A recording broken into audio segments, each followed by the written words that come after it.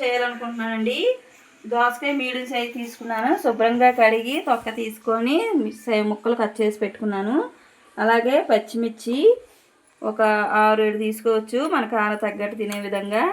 అలాగే ఎండుమిర్చి, తర్వాత కొత్తిమీర, పుదీనా కూడా తీసుకోవచ్చండి. నా దగ్గర లేదు కాబట్టి తీసుకోవట్లేదు, మీ దగ్గర ఉంటే తీసుకోవచ్చు. తర్వాత వచ్చి వెల్లుల్లి తొక్కలు తీసి రెబ్బలు 5-6 వేసుకున్నానండి. మరి ఎక్కువైనా వేడనేసి కొంచెం తక్కువ తీసుకున్నాను. దాంతో పాటుగా పప్పు దినుసులండి, పెసరపప్పు, మినగపప్పు అండి. దీనికి తొక్క ఉన్నది, ఆల్రెడీ తొక్క ఉన్నది. గుళ్ళుపప్పు కాదు, తొక్కపప్పు అంటారు. నేను మినువులు చేసుకొని చేసుకున్నాను. అలాగే శనగపప్పు, కందిపప్పు కూడా వేసుకోవచ్చు ఉంటే. ఈ 3 అయితే నేను వేసుకుంటున్నాను. ఇవి 3ను ముందుగా ఆయిల్ లేకుండా దోరగా వేపుకుందామండి. స్టార్ట్ చేద్దామండి. పెట్టుకుందాం, పొయ్యి వెలిగించుకుందాం. పెనం బాగా వేడెక్కాలండి. పెనం అయితే వేడెక్కిందండి. పప్పు దినుసులు వేసుకుందాం. ఇప్పుడు దోరగా వేసుకుందాం.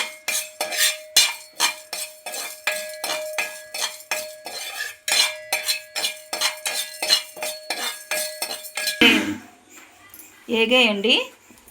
దాంతోపాటు ఎండుమిర్చి, తర్వాత ఒక జీలకర్ర టీ స్పూను, జీలకర్ర వేసుకొని కూడా కలుపుకొని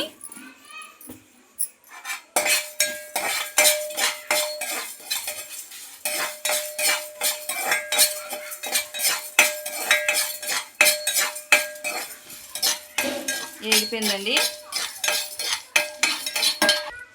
పొయ్యి ఆఫ్ చేసానండి. మిక్సీ జార్లో వేసుకుందాం. చూపిస్తాను. మిక్సీ ఇదిగోండి, మిక్సీ ఇందులోనే మిక్సీలో వేసేసుకుందాం.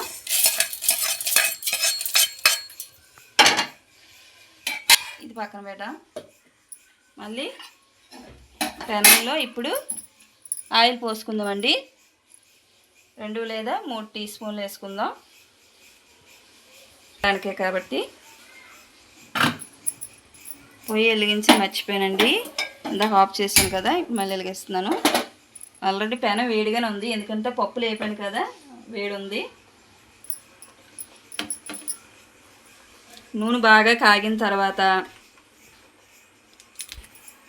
నూనె బాగా కాగిందండి, అంటే మరిగింది. ఇప్పుడు వెల్లుల్లి రబ్బలు చూసారా. తర్వాత పచ్చిమిర్చి డైరెక్ట్గా వేస్తే పేలుతాయండి, కాబట్టి చిదిపీసేసేస్తున్నాను. ఇప్పుడైతే మనకి పైకి రాదు. ఆల్రెడీ చూసారా, కొంచెం దూరంగా ఉందా, ఎందుకైనా మంచిది.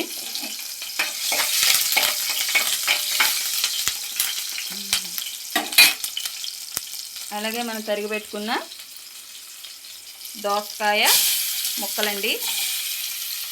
పచ్చిగా ఉంటాయి కాబట్టి పచ్చి వాసన పోయే వరకు వేగనిద్దాం.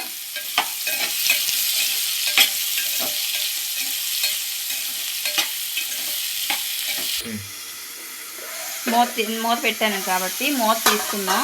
ఏగుతుందో చూద్దాం. ఏగుతుంది. ఇందులోనే కొంచెం సాల్ట్ వేస్తే గమ్మున మగ్గిపోతుంది, బాగా ఏగుతుంది. పచ్చివాసన పోయేంత వరకు బాగా ఏగాలండి. మనం మిక్సీ పట్టిన తర్వాత టేస్ట్ చూసి సరిపోతే మళ్ళీ వేసుకుందాం. ఇప్పుడైతే కొంచెమే వేసుకుందాం ముక్కలు వేగడానికి. ఇప్పుడు బాగా కలుపుకుందాం. దోసకాయ పచ్చడి చాలా బాగా చేసుకోవాలి, కానీ ఆ వేడానంలో చాలా బాగుంటుందండి. కొత్తిమీర బాగా కడిగేసి తరిగి పెట్టుకున్నామండి. దీన్ని కూడా ఇందులో వేసేసుకుందాం. ముక్కల్లో అన్నీ అయిపోయాయండి. ఇంగ్రీడియంట్స్ అన్నీ వేయడం అంటే అయిపోయాయి. ఇంకా బాగా వేపుకోవడం, కలుపుకోవడం, మిక్సీ జార్ పెట్టుకోవడం,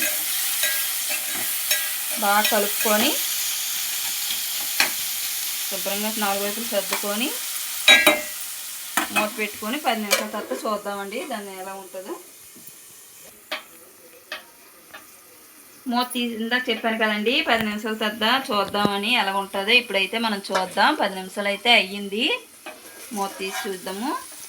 బాగా ఏగిందండి. మనం ఆల్రెడీ చింతపండు చిన్నది నానబెట్టుకొని ఉంచుకున్నామండి ముందుగా.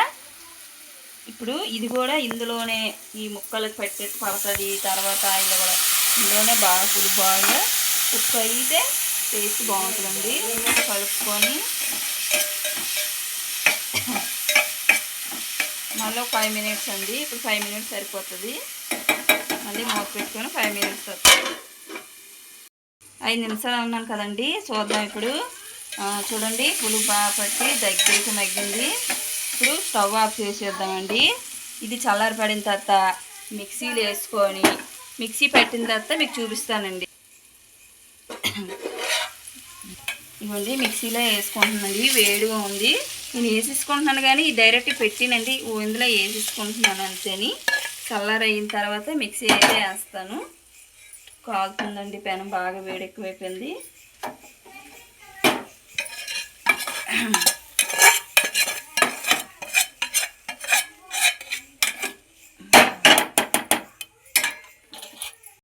చెప్పాను కదా మిక్సీ వేసండి. ఫ్యాన్ గుండా పెట్టానండి వేడిగా ఉందని చల్లగా అవ్వడానికి. తర్వాత మిక్సీలో అంతా ఒక గిన్నెలోకి తీసుకుంటున్నానండి. ఇంకా వేడిగా ఉందండి మిక్సీ కదా, ఇంకా వేడిగా ఉంది. చేయి కూడా లైట్గా కాలుతుంది. ఫ్రిడ్జ్లో పెట్టకూడదు. అదే చల్లగా అవ్వడానికి ఫ్రిడ్జ్లోనే గట్టా పెట్టేస్తారు. ఫ్రిడ్జ్లోనే అస్సలు వేడి వస్తువులు ఏవి పెట్టకూడదండి మ్యాక్సిమం. అలాగే మిక్సీ కూడా వేడి వేయకూడదు. ఇప్పుడు పచ్చడికి తాలింపు పెట్టుకుందామండి. పొయ్యి వెలిగించుకుందాం. ఇప్పుడు మనం ఆయిల్ పోసుకుందామండి. నూనె అయితే మరిగిందండి. పోపు దినుసులు అండి. పోపు దినుసులు అంటే ఆవాలు, మినపప్పు, జీలకర్ర వేసుకుందాం. ఒక 3 టీ స్పూను. చూడండి చిటపట బాగా చిటపట అంటే ఆ తాలింపు అనేది పచ్చడికి బాగా పట్టి టేస్ట్గా బాగుంటుందండి.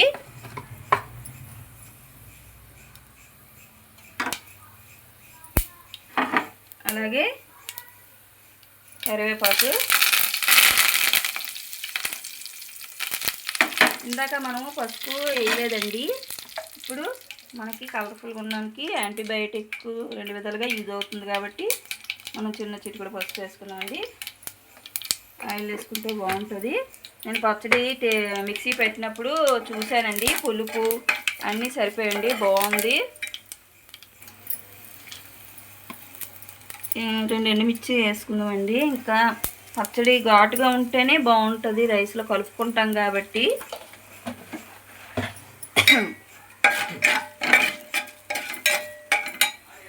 ఇందాక పచ్చడి తీసుకున్నాం కదండి బౌల్లోకి.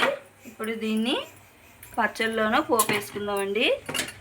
క్లాత్తో పట్టుకుంటే కాలుతుంది కాబట్టి పట్టుకరతో పట్టుకుంటున్నాను.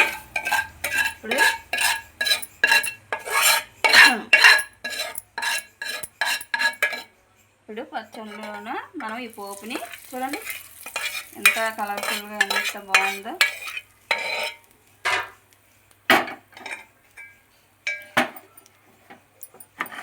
ఇప్పుడు దీన్ని కొంచెం బాగా కలుపుకుందామండి. మనం ఆయిల్ వేసాం కదా, ఆయిల్ తర్వాత వచ్చేమి కరివేపాకు మొత్తం కలిపేటట్టు కలుపుకుందామండి. కొంచెం ఇబ్బందిగా ఉందండి, పొయ్యి కలుపుకుందాం.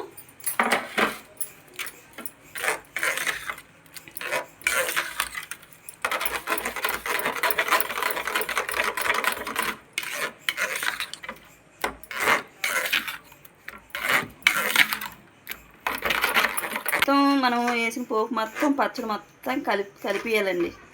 బాగా కలుపుకోను అంత లోపల పట్టేటట్టుగా. చూసారా ఇందాక ఆయిల్ ఎక్కువ అయిపోయినట్టుగా అనిపించింది, కానీ ఇప్పుడు కలిపేసరికి ఆయిల్ కనిపిస్తుందా?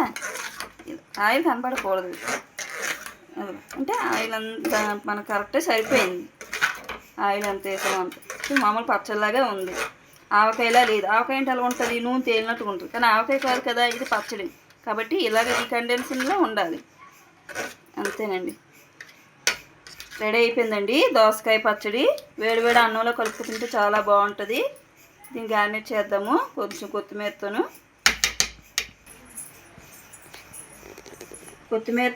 గార్నిష్ చేసుకున్నామండి. వెరీ టేస్టీ అండి అండ్ హెల్దీ దోసకాయ పచ్చడి. ఈ రెసిపీ మీకు నచ్చినట్టుకుంటే లైక్ చేయండి, షేర్ చేయండి, సబ్స్క్రైబ్ చేయడం మర్చిపోకండి. ఓకే, బాయ్ అండి.